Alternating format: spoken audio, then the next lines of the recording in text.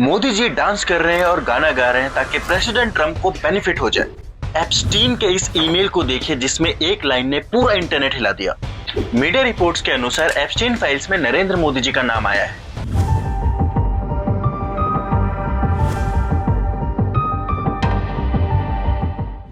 तेईस जनवरी को United state department of justice ने एप्स्टीन फाइल्स के डॉक्यूमेंट्स को जारी किया, जिसमें लगभग 3.5 मिलियन पेजेस और उसमें लगभग 2000 वीडियो और 1,80,000 से ज्यादा इमेजेस भी थे। इन्हीं डॉक्यूमेंट के अंदर एक मेल है जिनमें प्रधानमंत्री मोदी जी का जिक्र आया है। ये मेल भेजा है जेफरी एप्स्टीन ने संडे 9 जुलाई 2017 को सुबह 9:51 पर, और ये मेल भेजा गया है जबर वाई को। हालांकि ये कौन है अभी तक इसका खुलासा नहीं हुआ है।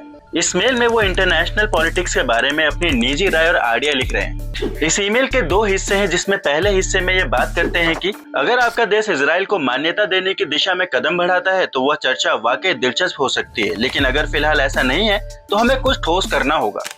मेरा प्रस्ताव है कि हम $1 बिलियन की मदद से आतंकवाद के पीड़ितों के लिए एक फंड बनाएं। हम चाहते हैं कि जीसीसी के अन्य सदस्य भी इसमें बराबर का योगदान दें।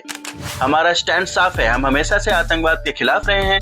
इस फंड का प्रशासन यूएस, यूके और यूएन जैसी अंतर्राष्ट्रीय संस्थाएं करेंगी। और इस ईमेल का दूसरा हिस्सा, और ये वही हिस्सा है जिसमें मोदी जी का जिक्र है, इसमें बातें पॉइंट टू पॉइंट लिखी हुई है। जैसे पहले पॉइंट में लिखा है कि मेरा मानना है कि कतर को झगड़ा रोक देना चाहिए, गर्मी को थोड़ा कम होने दें, ये कभी पहले जैसा नहीं होगा, ऐसा होने में सालों लगे हैं। कतर की टीम बहुत ज्यादा कमजोर है, विदेश मंत्री में अनुभव की कमी है। कतर को आतंकवाद के खिलाफ सामने आना चाहिए, सिर्फ ये नहीं कहना कि साबित नहीं कर सकते।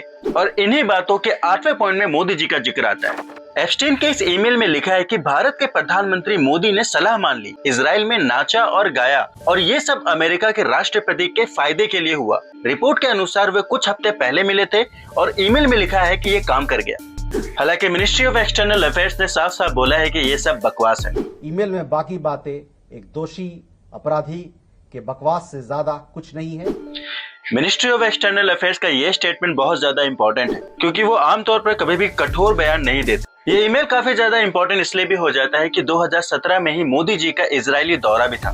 हालांकि ये पूरा दौरा सार्वजनिक है, ये पूरी तरीके से डॉक्यूमेंटेड है, प्रेस ने इसे पूरी तरीके से कवरेज किया है। लेकिन इस एक लाइन ने सोशल मीडिया में आग जरूर लगा दी है, और हाँ, ऑपोजिशन को सवाल पूछने का एक मौका भी दिया है। लेकिन इसका असल मीनिंग क्या है?